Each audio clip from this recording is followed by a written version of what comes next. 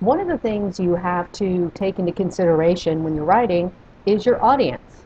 And of course, the audience is the people who will be reading your paper. You have to think about what audience you're trying to reach. Are you trying to talk to people who already agree with you? Or are you trying to talk to those people who disagree with you and who you want to try to change the opinions of? Are you trying to reach members of a group that you are a part of? Or perhaps members of a group that you are not a part of?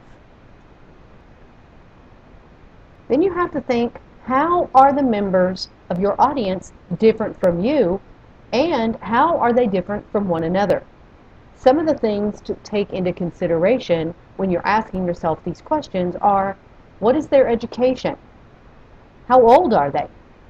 What is their gender? What kind of jobs do they have? If you're appealing to blue-collar workers, if you're appealing to white-collar workers, if you're appealing to people in a particular profession, do they live in a certain region of the world or of the country? What is their social class? What about their ethnic and cultural heritage? Their politics are important to consider, and their religion. Audience has a lot of considerations, things that you have to keep in mind in order to make your writing most effective. Another thing to think about is the assumptions you can make about your audience. For example, do they value brevity?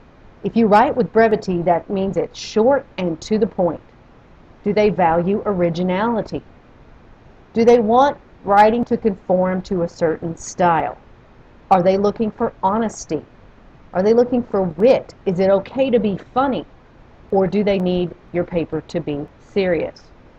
Once you've made those assumptions, then you have to figure out how you're going to be able to appeal to the values that your audience holds.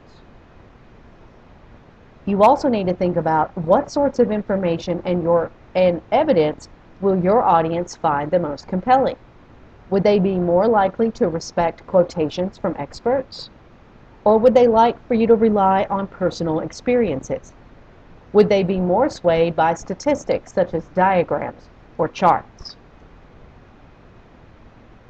And finally, you need to consider, what type of response do you want as a result of your writing? Are you trying to change someone's opinion? Are you trying to give them information? Are you trying to make a case for something that needs to change? And then you have to think about, how can you make clear what you want to happen? So one of the things that you need to state in your paper is what you are hoping to accomplish with your writing. So those are important things to keep in mind for audience. Something you have to think about before you start writing. Otherwise, you won't know who you're writing to.